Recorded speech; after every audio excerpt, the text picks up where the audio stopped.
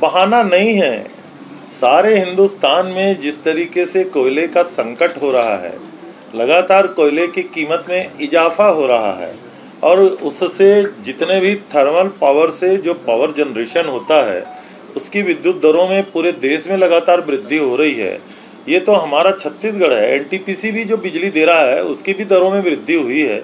और केवल बिजली की दरों की वृद्धि की बात नहीं है, कोयले के संकट के कारण देश में परिचालन बंद है, रेलवे की सेवाएं बाधित हुई हैं, जो ट्रांसपोर्ट और लॉजिस्टिक सिस्टम जो बना हुआ है पूरे देश का वो कोलैप्स हुआ है, जो इंडस्ट्री का जो काम पूरे देश में और वो भी माइनर इंडस्ट्री जो है उसको कोयले के संकट से प्रभावित हुआ है।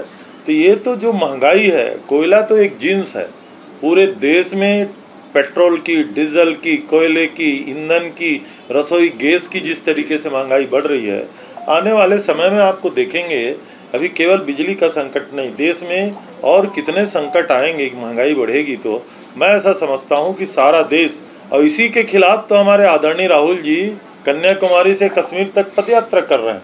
महंगाई सबसे बड़ा उसका मुद्दा है। आखिर केंद्र सरकार को इसको जवाब भी देना होगा, महंगाई को नियंत्रित करने के लिए किए जा रहे प्रयास को भी जनता को बताना होगा और कुछ न कुछ परिणाम देना होगा, अन्यथा ऐसा हम लोग मान के चलेंगे केंद्र सरकार पूरी तरह असफल है। मुझे लगता है कि धर्म भैया काफ़ी वरिष्ठ हैं, लेकिन उनको बहुत ज़्यादा वित्तीय मामलों का अध्ययन नहीं है। कभी भी बजट पेश किया जाता है वो अनस्क्रूटनाइज्ड बजट ही होता है, अप्रॉक्सीमेट, अनुमानित कहते हैं, इसीलिए शब्द उसमें लिखा रहता है। और उसके बाद जब खर्च होता है, कोई कांग्रेस की सरकार ने कम खर्च किया नहीं, देश की जितनी भी सरकारें हैं, भारतीय जनता पार्टी की 15 साल यहाँ सरकारें थीं, ये उसी प्रकार के खर्च करने की प्रक्रिया होती है। तो बजट पहले अनुमानित ही तय किया जाता है और वास्तविक खर्च उससे भिन्न होता है। शायद आदरणीय धर्मलाल जी कौशिक को इसकी जानकारी नहीं है, मैं ऐसा समझता हूँ। बाकी उन्होंने जो बात कही कि खर्च और होना चाहिए, निश्चित रूप से होना चाहिए, पर माननीय धर्मलाल जी कौशिक से मैं आग्रह करूँगा, केंद्र सरकार के पास छत्तीसगढ़ के लगभग 50,000 करोड़ रुपया लेना है, केंद्र की देनदारी है, उसके संदर्भ में कुछ कहें, केंद्र को चिट्ठी लिखें, छत्तीसगढ़ सरकार की मदद कराएं, फिर हम और द्रुत गति से पैसे का खर्च करेंगे। छत्तीसगढ़ में आरएसएस प्रमुख हमारे बहुत ही सम्मानी मोहन भागवत जी का प्रवास हुआ। सौभाग्य है कि हमारे आदरणीय मुख्यमंत्री जी ने उनको माता कौशल्या के गोद में राम का मंदिर जो चंदखुरी में सरकार के द्वारा पुनरुद्धार किया गया है, उसके दर्शन करने के लिए आमंत्रित किया था। और स्वयं आदरणीय मोहन भागवत जी चंदखुरी गए, पूजन किए, दर्शन किए और सार्वजनिक रूप से उन्होंने कहा कि छत्तीसगढ़ सरकार का ये कदम प्रशंसनीय है, निश्चित रूप से सरकार ने जो काम किया है उसकी प्रशंसा किया जाना चाहिए। ये हमारे लिए बहुत ही सौभाग्य की बात है। एक और गोधन न्याय योजना को नीति आयोग में देश के प्रधानमंत्री प्रशंसा किए, दूसरी ओर हमने जो चंदखुरी में राम जन्मभूमि कौशल्या माता के मंदिर का जो पुनरुद्धार किया है उसको परम आदरणीय मोहन भागवत साहब ने प्रशंसा की है। और राजीव गांधी किसान न्याय योजना को छत्तीसगढ़ के साथ साथ सारे देश के किसान प्रशंसा कर रहे हैं। ये सौभाग्य है कि आदरणीय मुख्यमंत्री जी के द्वारा प्रारंभ किए गए सारी योजनाओं को देश में प्रशंसा मिल रही है और ये हम सबका सौभाग्य है। अभी छत्तीसगढ़ में विगत 4 महीने से भारतीय जनता पार्टी में केवल हटाने का क्रम चल रहा है। इसके पीछे उनके पुराने प्रभारी आदरणीय पुरंदेश्वरी जी का एक बड़ा बयान था कि छत्तीसगढ़ के मुख्यमंत्री पिछड़े वर्ग से आते हैं और वो किसान हैं, इसका मुकाबला भाजपा कैसे करेगी, ये उन्होंने अपने प्रदेश स्तरीय बैठक में सार्वजनिक तौर पे कहा। उसी के भय से अब छत्तीसगढ़ में बदलाव की बयार भारतीय जनता पार्टी में शुरू हुई है।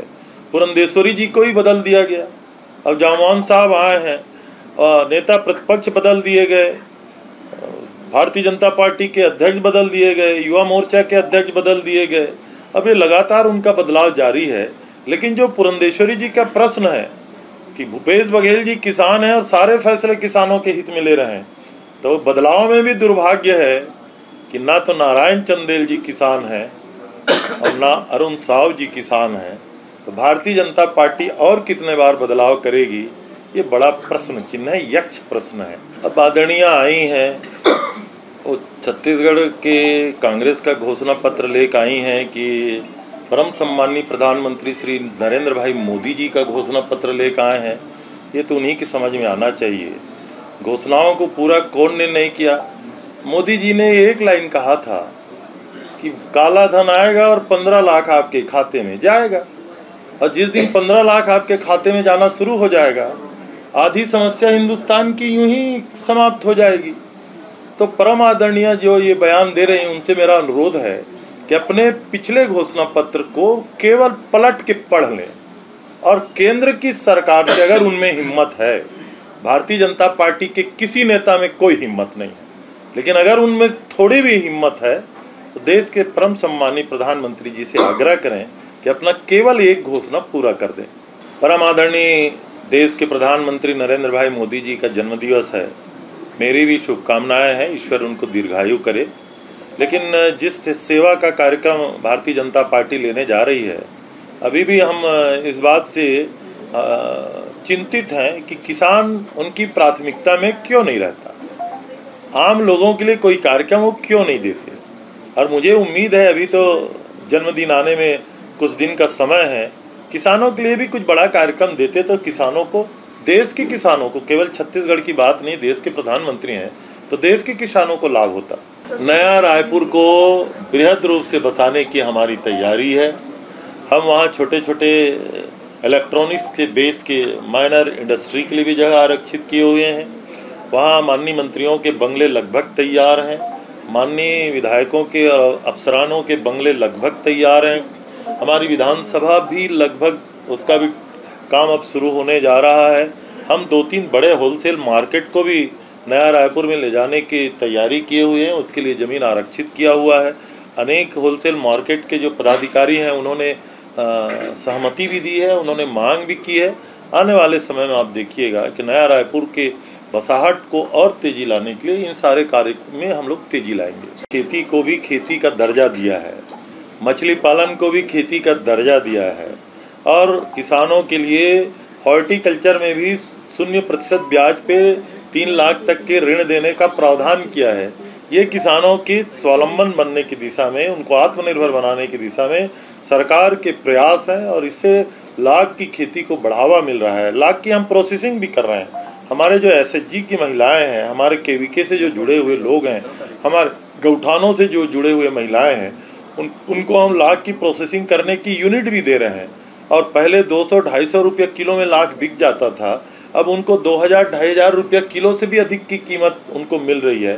तो आने वाले समय में आप देखिएगा, लाख की खेती से जो फॉरेस्ट एरिया में हमारे किसान भाई इस दिशा में काम कर रहे हैं, उनको बहुत लाभ होने वाला है। सबसे बड़ा वर्ग है 50% आबादी महिला की और 85% आबादी किसानों की।